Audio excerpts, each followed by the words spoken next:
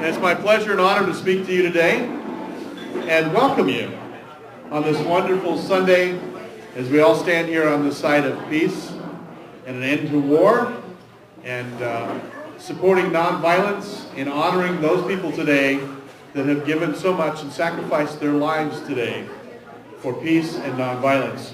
This is the 4th annual International Day of Peace. It's the only event in the Coachella Valley, East Valley County.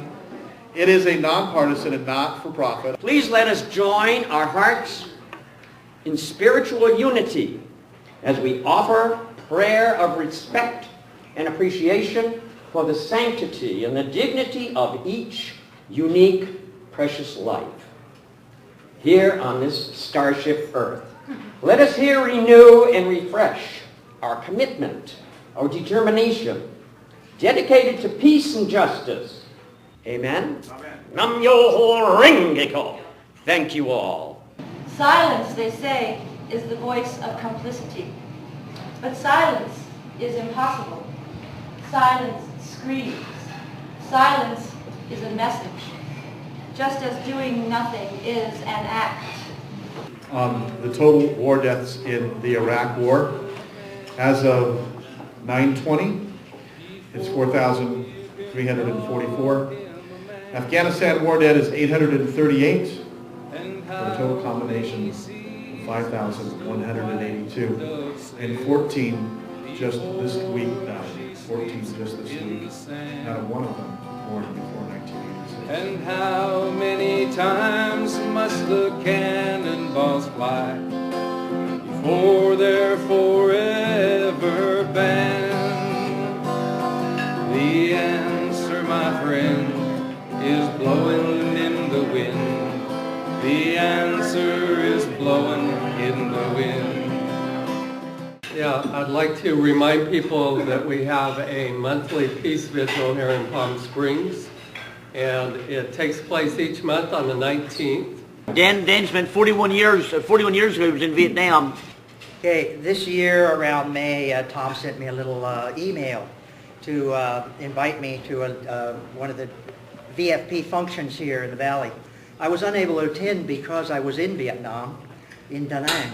So I wrote him back and I said, yesterday I visited a new school for which I was the major donor and fundraiser. It has been built in Bin An Valley, Quang Ngai Province, where I first went into combat over 41 years ago.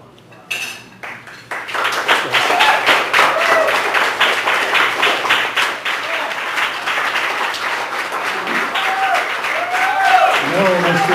Daniel Knox, thank you, bravo. That is a true example of actions and deeds that are peaceful. And it would be a good example of something that maybe a Department of Peace could do too, if we had one, right? We have a Department of War, we should have a Department of Peace. So thank you, Mr. Knox, that was truly moving and a good example.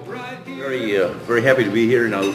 It's a pleasure to meet all these wonderful individuals that are working with veterans. Peace begins right now with me and you.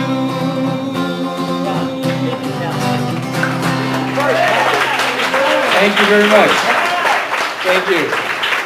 Is the peace movement dead? I remember the Vietnam War days when the call to take to the streets came and America listened. The students in the colleges and campuses and factories and unions and people from a broad variety of our society took to the streets and demonstrated, and in large part the war ended. It didn't end by government making a decision to end it. It ended by the people making a decision to end it.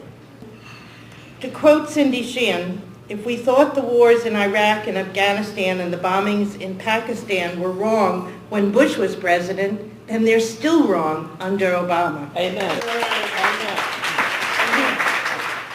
This Congress continues to authorize the vast sums of money we are spending on the wars. The timetable for exit that was articulated during the campaign for the presidency has quietly been forgotten and elongated, and we are increasing the troops in Afghanistan.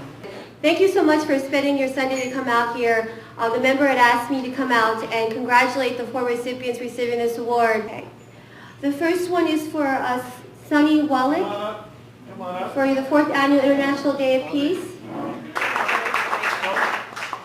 I'm a Veterans for Peace person because my husband was a Veteran for Peace person and I'm in auxiliary. He was adamant that war should be abolished. Right. Next is for Bobby Joe Chavarria. Just together right over here looking at the camera. Thank you. Next is to Archie's Acres. Last but not least, Lanny Swirlow. And again, this is on behalf of Victor Manuel Perez. I'd like to offer you the certificate on behalf of the 80th Assembly District. Lanny is a pioneer in another war and has given much of his time, his life, and his energy to making sure that medical marijuana stays legal. I'm really proud to have worked with him, and I really admire his courage in continuing on that battle. You have no idea how pleased I am. You know, I've received a couple of awards over the last 10 years or so that I've been doing this. This is the first time I've ever received an award from a non-marijuana organization, so thank you very much. You know, and I kind of think about that, you know. It's high time. Yeah, it's high time, exactly. Oh, I love it. I love it. If you have a family history of cancer and you're not using cannabis, you're shortening your life. Thank you very much.